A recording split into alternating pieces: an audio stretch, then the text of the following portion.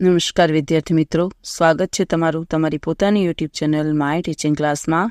આજે આપણે ભણીશું ધોરણ 8 વિષય વિજ્ઞાન ગાલા સ્વાધ્યાય પોથીમાં પાઠ 5 વનસ્પતિઓ અને પ્રાણીઓનું સંરક્ષણ. ચાલો વિદ્યાર્થી મિત્રો, પ્રશ્ન નંબર 1 ચાલુ કરીશું. સાચો વિકલ્પ શોધી તેનો ક્રમ અક્ષર સામે ચોરસમાં લખો.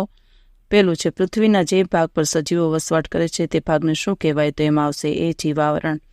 બીજું, નીચેના પૈકી કયું પંચમઢી જીવાવરણ આરક્ષિત વિસ્તારમાં નથી? તેમાં લખો બી કાઝીરંગા રાષ્ટ્રીય ઉદ્યાન. ત્રીજું, વન નાબૂદીથી વાતાવરણમાં કોના સ્તરમાં વધારો થયો છે? તેમાં લખો એ CO2. ચોથું, ભારતનું પ્રથમ આરક્ષિત જંગલ કયું છે? તેમાં લખો બી સાતપુડા. પાંચમું, સાતપુડા જંગલમાં કયા ઊંચા વૃક્ષો જોવા મળે છે? તેમાં લખો ડી સાગ.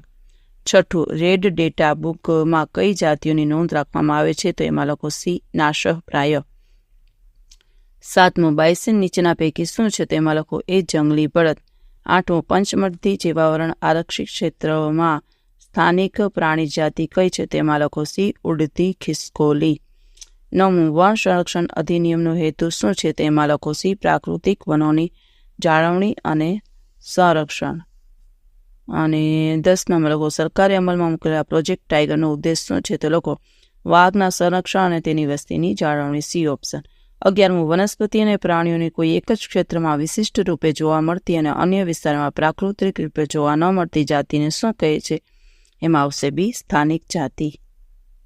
પ્રશ્ન નંબર 2 છે ખાલી જગ્યા પૂરો. પ્રત્યેકનો 1 માર્ક્સ છે. ચલો, પહેલી ખાલી જગ્યામાં વિદ્યાર્થી મિત્રો લખો જાતિ, બીજીમાં અભયારણ્ય, ત્રીજીમાં જૈવ વિવિધતા, ચોથામાં ઉષ્મીય વિકિરણો, પાંચમામાં નાશપ્રાય, છઠ્ઠામાં 5 થી 7 ને સાતમામાં પુનઃ વનીકરણ.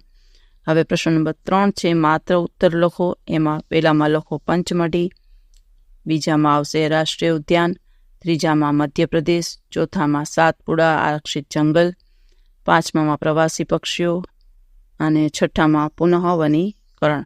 હવે છે ખરા ખોટા વિધાનો. એમાં લખો પહેલું ખોટું, બીજું સાચું, ત્રીજું સાચું, ચોથું ખોટું, પાંચમું સાચું, છઠ્ઠું ખોટું, સાતમું સાચું અને આઠમું ખોટું. હવે પ્રશ્ન નંબર 5 છે. નીચેના પ્રશ્નોના એક વાક્યમાં ઉત્તર લખો. એમાં પહેલું, રેડ ડેટા બુક એટલે શું? તો લખો રેડ ડેટા બુક નાશપ્રાય જાતિનો રેકોર્ડ રાખતી બુક છે. બીજું, કોઈ 2 અભયારણ્ય અને 2 રાષ્ટ્રીય ઉદ્યાનોના નામ આપો. તો લખો અભયારણ્ય બોરી અને પંચમઢી રાષ્ટ્રીય ઉદ્યાન સાતપુડા અને કાઝીરંગા. ત્રીજું, વન નાબૂદીનો અર્થ શું છે? તો લખો વન નાબૂદીનો નાશ કરી પ્રાપ્ત જમીનનો અન્ય કાર્ય માટે ઉપયોગ કરવો.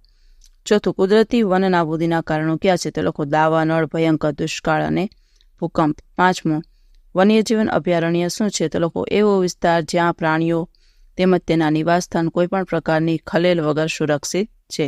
છઠ્ઠું, શા માટે કાર્બન ડાયોક્સાઇડના વધારાથી ગ્લોબલ વોર્મિંગ થાય છે? તો લખો કાર્બન ડાયોક્સાઇડ વાયુ સૂર્યના કિરણોને શોષે છે.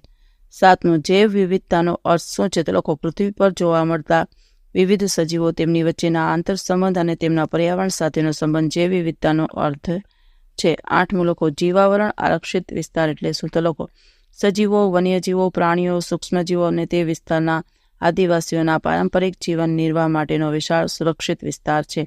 9, જાતિ એ કેવા સજીવોનો વસ્તીનો સમૂહ છે? તો લખો જાતિ એ એકબીજા સાથે આંતરપ્રજનન કરી શકે તેવી વસ્તીનો સમૂહ છે. 10મું, વન્યજીવ અભયારણ્યમાં શાના પર સંપૂર્ણ પ્રતિબંધ છે? તો લખો વન્યજીવ અભયારણ્યમાં પ્રાણીઓને પકડવા તેમજ શિકાર પર પ્રતિબંધ છે.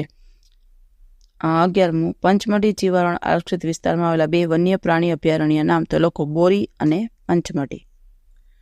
12માં લખો પંચમઢી આરક્ષિત વિસ્તારની વનસ્પતિ સૃષ્ટિ જણાવો. તો લખો શાક, સાલ, જંગલી, આંબો, શ્યાંબુ, હંસરાજ, અર્જુન વગેરે. 13મું, પંચમઢી આરક્ષિત વિસ્તારની પ્રાણી સૃષ્ટિના કેટલાક પ્રાણીઓના નામ? તો લખો ચિંકારા, વરુ, દીપડો, નીલગાય, હરણ, ચિત્તલ, જંગલી કૂતરો વગેરે. 14મું, સ્થાનિક જાતિઓ કોને કહે છે? તો લખો કોઈપણ એક વિસ્તારમાં વિશિષ્ટ રૂપે જોવા મળતી વનસ્પતિ અને પ્રાણીઓની જાતિને સ્થાનિક જાતિ કહે છે. 15મું, પ્રોજેક્ટ ટાઈગર શું છે? તો લખો સરકાર દ્વારા વાઘના સંરક્ષણ અને વસ્તીની જાળવણી માટે યોજના અમલમાં મૂકવામાં આવે છે તેને પ્રોજેક્ટ ટાઈગર કહે છે. 16મું, નાશપ્રાય જાતિ કોને કહે છે? તો લખો જે જાતિના સજીવોની સંખ્યા એક નિશ્ચિત સીમાથી ઓછી હોય અને લુપ્ત થઈ શકે તેવા હોય તેને નાશપ્રાય જાતિ કહે છે. 17મું, ભારતમાં વન સંરક્ષણ અધિનિયમ શા માટે છે? તો લખો ભારતમાં વન સંરક્ષણ અધિનિયમ પ્રાકૃતિક વનોની જાળવણી અને સંરક્ષણ માટે છે. છઠ્ઠું, નીચેના પ્રશ્નોના ટૂંકમાં ઉત્તર લખો. પેલું, આપણે જૈવ વિવિધતાનું સંરક્ષણ શા માટે કરવું જોઈએ? તો લખો, સજીવોની જાતિને લુપ્ત થતી અટકાવવા, નિવસન તંત્રમાં આહાર શૃંખલાની સાથે આહાર જળ સાચવવા. બીજું, વન નાબૂદીના કારણો અને તેની અસરો. તો લખો, કારણો, ખેતીવાડી માટે જમીનનો ઉપયોગ કરે છે. બીજું, રહેઠાણ અને કારખાના માટે જમીનનો ઉપયોગ કરે છે. ત્રીજું, બળતણ અને ફર્નિચર માટે લાકડાનો ઉપયોગ કરવો. ચોથું, દાવાનળ અને ભયંકર દુષ્કાળ અને અસરો. લખો, પેલું, તાપમાનમાં વધારો એટલે કે ગ્લોબલ વોર્મિંગ. બીજું, દુષ્કાળ, અનિયમિત અને અનિયંત્રિત વરસાદ. પછી છે ત્રીજું, વન નાબૂદીની કેવી રીતે વરસાદમાં ઘટાડો થાય છે? તો લોકો, પેલું, વૃક્ષો ઓછા થવાથી પ્રકાશ સંશ્લેષણ ઘટે છે, આથી પૃથ્વી પર CO2 વધે છે. બીજું, આ CO2 ઉષ્મીય વિકિરણોને જકડી રાખે છે, આથી ગ્લોબલ વોર્મિંગ સર્જાય છે. આમ તાપમાન વધતા જલચક્રનું સંતુલન બગડે છે અને વરસાદમાં ઘટાડો થાય છે. ચોથું, વન નાબૂદીની ભૂમિ પર થતી અસરો. તો લખો, પેલું, ભૂમિનું ધોવાણ વધે છે. બીજું, ભૂમિની ફળદ્રુપતા ઘટે છે. ત્રીજું, ભૂમિના ઉપરના સ્તરમાંથી પ્રાણી પ્રવેશવાની ક્ષમતા ઘટે, આથી જળ સંગ્રહ ક્ષમતા ઘટે છે. ચોથું, પોષક તત્વોનું પ્રમાણ ઘટે છે. અને પાંચમું, જમીનનું બંધારણ બગડે છે. પાંચમું, સુરક્ષિત વિસ્તાર સમજાવી તેના સારના પર પ્રતિબંધિત છે તે જણાવો. પેલું, વનસ્પતિઓ અને પ્રાણીઓના સંરક્ષણ માટે તેના કુદરતી નિવાસોને સુરક્ષિત જાહેર કરવામાં આવે છે. બીજું, અભયારણ્ય, રાષ્ટ્રીય ઉદ્યાન અને જૈવ આરક્ષિત વિસ્તારો સુરક્ષિત છે. પછી પ્રતિબંધમાં લોકો શિકાર, વૃક્ષોની કટાઈ, વૃક્ષારોપણ, ખેતી વગેરે પર પ્રતિબંધ હોય છે. હવે છઠ્ઠું, એમાં લોકો, આપણે વન્ય જીવોની સંરક્ષણ કેવી રીતે કરવું જોઈએ? તો લોકો, આરક્ષિત વિસ્તાર નક્કી કરવા, વૃક્ષોની કાપણી, પ્રાણીઓને પકડવા તેમજ તેની પજવણીની મનાઈ, સરકાર દ્વારા વન્યજીવોની સુરક્ષા માટે પદ્ધતિઓ અને યોજનાઓ અમલમાં મૂકવી, જંગલની આસપાસ રહેતા લોકો વન્યજીવોની સુરક્ષાને ધ્યાનમાં લઈ પોતાની જરૂરિયાત પૂરી કરે છે. સાતમામાં લખો, જીવાવરણ આરક્ષિત વિસ્તાર વિશે ટૂંકમાં સમજાવો. તો લોકો, વ્યાખ્યા, વન્યજીવો અને તે વિસ્તારના આદિવાસીઓના પારંપરિક જીવન નિર્વાહ માટે સુરક્ષિત વિસ્તારને જૈવ આરક્ષિત વિસ્તાર કહે છે. પેલું, આ વિસ્તારમાં વનસ્પતિઓ, પ્રાણીઓ અને સૂક્ષ્મજીવો જોવા મળે છે. બીજું, આ વિસ્તારની જૈવ વિવિધતા અને સંસ્કૃતિને જાળવવા જૈવ આરક્ષિત વિસ્તાર અગત્યનો ભાગ ભજવે છે. આઠમું લખો, વન્ય પ્રાણી અભયારણ્ય એટલે શું? ભારતીય અભયારણ્યમાં કયા વિસ્તારોમાં છે? લખો, વ્યાખ્યા, જ્યાં વન્ય પ્રાણીઓ સુરક્ષિત અને સંરક્ષિત રહી શકે તેવા વિસ્તારને વન્ય પ્રાણી અભયારણ્ય કહે છે. વિસ્તારો, સપાટ જંગલો, પહાડી જંગલો, જાડીવાળી જમીન, નદીના મુક્ત ત્રિકોણ પ્રદેશ. આવા વિસ્તારોમાં પ્રાણીઓ સુરક્ષિત અને સંરક્ષિત છે. 9. કયા પ્રાણીઓનો લુપ્ત થવાનો ભય વધારે છે? શા માટે તેમને બચાવવો જોઈએ? તો લખો, પ્રાણીઓના નામ, સાપ, દેડકા, ગરોળી, ચામાચીડિયા, ઘુવડ વગેરે લુપ્ત થવાનો ભય છે. બચાવવાના કારણો, નિવસન તંત્રમાં તેનું ખૂબ મહત્વ છે. આહાર શૃંખલા અને આહાર જાળમાં અગત્યનો ભાગ ભજવે છે. ચાલો લખો. 10. વન કટાઈ એટલે શું? તેનાથી થતું નુકસાન કેવી રીતે પૂરી શકાય તે સમજાવો. તો લખો, વ્યાખ્યા, વન કટાઈ કરી તે જગ્યાનો અન્ય કાર્ય માટે ઉપયોગ કરવો તેને વન કટાઈ કહે છે. નુકસાન નિવારવાનો ઉપયોગ, વૃક્ષારોપણ કરવું, હોળી જેવા તહેવારોમાં લાકડાનો ઉપયોગ ન કરવો, લાકડાના સ્થાન પર લોખંડ અને લાકડાની વસ્તુનો ઉપયોગ કરવો. ચોથું, કાગળની બચત કરવી. 11.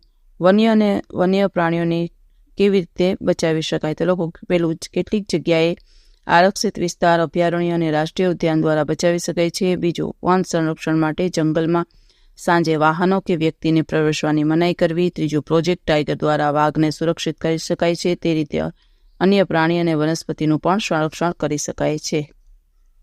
પ્રશ્ન નંબર 7 છે, વૈજ્ઞાનિક કારણો આપી સમજાવો. લોકો, પેલું, વન નાબૂદીથી ગ્લોબલ વોર્મિંગ થાય છે. પેલું, લોકો, વન કટાઈથી વૃક્ષો ઘટવા લાગ્યા છે, આથી પ્રકાશ સંશ્લેષણ માટે CO2નો ઉપયોગ ઘટે છે, તેથી CO2 વાતાવરણમાં વધે છે. બીજું, કાર્બન ડાયોક્સાઇડ પૃથ્વી પરથી પરિવર્તિત ઉષ્મીય વિકિરણોને શોધે છે, આથી ગ્રીન હાઉસ અસર સર્જાય છે. ત્રીજું, આમ CO2 વધવાથી પૃથ્વીનું તાપમાન વધે છે તેમજ ગ્લોબલ વોર્મિંગ સર્જાય છે. બીજું, પ્રોજેક્ટ ટાઈગર દ્વારા વાઘની સંખ્યામાં વધારો થઈ રહ્યો છે. તો લોકો, વાઘ જંગલમાં નાશ પામી રહેલી એક જાતિ હતી. બીજું, આથી સરકારે વાઘના સંરક્ષણ માટે પ્રોજેક્ટ ટાઈગર અમલમાં મૂક્યો. ત્રીજું, દર વર્ષે 10 જુલાઈ ટાઈગર ડે તરીકે ઉજવવામાં આવે છે. ચોથું, આ પ્રોજેક્ટનો હેતુ વાઘને જીવન અને વસ્તીને સંરક્ષણ કરવાનો છે, આથી વાઘના શિકાર પર પ્રતિબંધ મૂકવામાં આવ્યો છે. આથી પ્રોજેક્ટ ટાઈગર દ્વારા વાઘની વસ્તીમાં વધારો થયો છે. ત્રીજું, કાગળનું પુનઃચક્રણ કરવું જોઈએ. તો લોકો, પેલું, કાગળ બનાવવા વૃક્ષો અને પાણીની જરૂર પડે છે. બીજું, જેથી ધીરે ધીરે વૃક્ષોમાં ઘટાડો થયો છે ત્રીજું, આથી કુદરતી સંતુલન બગડે છે. ચોથું, આથી કાગળનું રિસાયકલિંગ કરવું જોઈએ. 8મો પ્રશ્ન, તફાવતના બબ્બે મુદ્દા લખો. વન્ય પ્રાણી અભયારણ્ય અને જીવાવરણ આરક્ષિત વિસ્તાર લખો. આરક્ષિત જંગલોની જેમ કેટલાક એવા વિસ્તારો છે જ્યાં વન્ય પ્રાણીઓ સુરક્ષિત અને સંરક્ષિત રહી શકે છે. બીજું, ઉદાહરણ તરીકે બોરી અને પંચમઢી. હવે જીવાવરણ આરક્ષિત વિસ્તારમાં લખો. એમાં પહેલું, વન્યજીવો, વનસ્પતિઓ તેમજ પ્રાણીઓના પર્યાપ્ત હેતુ માટેનો વિશાળ સુરક્ષિત વિસ્તાર છે. ઉદાહરણ તરીકે પંચમઢી. હવે બીજું, નાશપ્રાય જાતિ અને લુપ્ત થતી જાતિ. એમાં પેલું લખો. નિર્ધારિત સંખ્યા કરતાં ઓછી સંખ્યા ધરાવતી જાતિને નાશપ્રાય જાતિ કહે છે. બીજું, ઉદાહરણ તરીકે જંગલી ભેંસ, સાબર, વાઘ, સિંહ અને હાથી.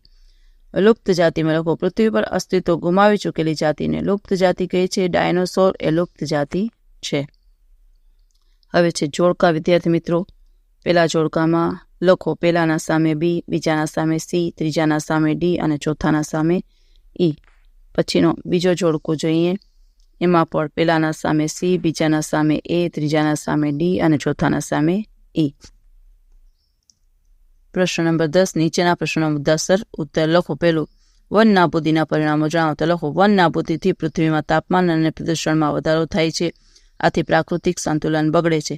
Global warming. વૃક્ષો ઘટવાથી CO2 વધે છે, જે સૂર્યના ઉષ્મીય વિકિરણ શોષે છે, જેથી તાપમાન વધે છે અને ગ્લોબલ વોર્મિંગ સર્જાય છે.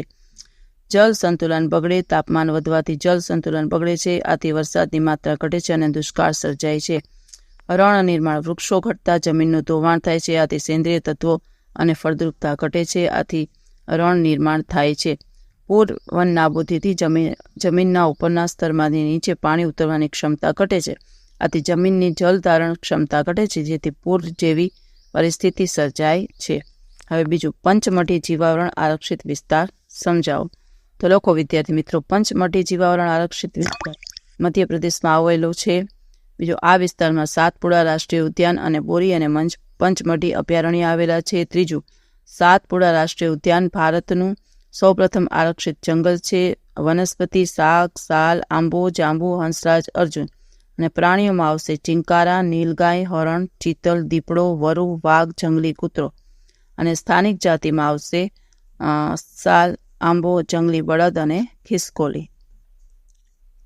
ચાલો વિદ્યાર્થી મિત્રો, આજના વિડીયો લેક્ચરમાં આટલું જ. જો તમને આ વિડીયો ગમ્યો હોય તો લાઇક કરશો, તમારા મિત્રો સાથે શેર કરશો અને મારી ચેનલને સબસ્ક્રાઈબ પણ કરશો. આવજો.